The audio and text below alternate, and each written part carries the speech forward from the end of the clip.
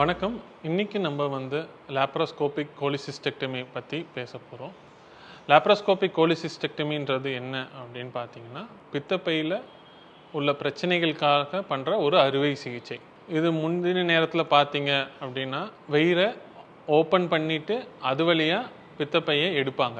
அதாவது ஓப்பன் கோலிசிஸ்டெக்டமி அப்படின்னு சொல்லுவோம். அந்த சர்ஜரி பண்ணும்போது பார்த்தீங்கன்னா, முழு மயக்கம் கொடுக்க வேண்டியிருக்கும். அதில் பேஷண்ட்டுக்கு வலி நிறையா இருக்கும்.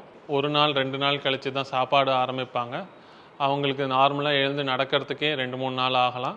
அந்த தழும்பும் கொஞ்சம் பெருசாக இருக்கும். அதனால் ஃப்யூச்சரில் ஹெர்னியா வரதும் கொஞ்சம் வாய்ப்புகள் அதிகம். இப்போ பித்தப்பை பிரச்சனைகளுக்கு காமனாக பண்ணுற சர்ஜரி எல்லாமே லாப்ரோஸ்கோபி மூலியமாக தான் பண்ணுறோம். இந்த லாப்ரோஸ்கோபின்றது ஒரு டெக்னிக். இதில் என்ன பண்ணுவோம் அப்படின்னா, வயிற்றுக்குள்ளே ஒரு 1 சென்டிமீட்டர் அளவுக்கு ஒரு போர்ட் அப்படின்னு ஒரு கருவி போட்டுட்டு அது வழியாக கேமரா வச்சு பார்ப்போம். லாப்ரோஸ்கோபி மூலியமாக சர்ஜரி பண்ணுற எல்லா சர்ஜரிஸ்க்கும் இதை தவிர 2 இல்லைன்னா சம்டைம்ஸ் 7 வரைக்கும் கூட மற்ற போர்ட்டுகள் போட்டு அது வழியாக கருவிகள் இன்ஸ்ட்ருமெண்ட்ஸை உள்ளே விட்டு அந்த ஆப்ரேஷனை செய்வோம்.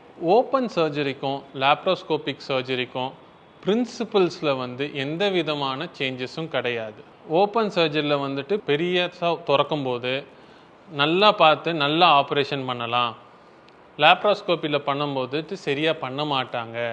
ஏன்னா அதில் சின்ன சின்ன தொலைகள் போட்டு ஆப்ரேஷன் பண்ணுறதுனால அப்படின்னு சொல்லிட்டு சில நோயாளிகளுக்கு இந்த சந்தேகம் இருக்குது.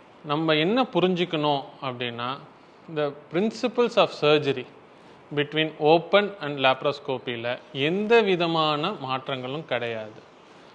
ஓப்பன் சர்ஜரியில் என்னென்ன பண்ணுவோமோ அதே தான் லாப்ரோஸ்கோபி மூலியமாக பண்ணுவோம். இது ஒரு டெக்னிக்கல் டிஃப்ரென்ஸு தானே தவிர பிரின்சிபல்ஸை மாற்றுறது கிடையாது. அதில் ஓப்பன் சர்ஜரியில் என்னெல்லாம் ப்ரிகாஷன் எடுத்துக்கிட்டால் பேஷண்ட்டுக்கு காம்ப்ளிகேஷன் வராதோ அதே மாதிரி தான் லாப்ரோஸ்கோபிக்லையும் அதே சேஃப்டி மெஷர்ஸ் எல்லாத்தையுமே நம்ம ஃபாலோ பண்ணுவோம்.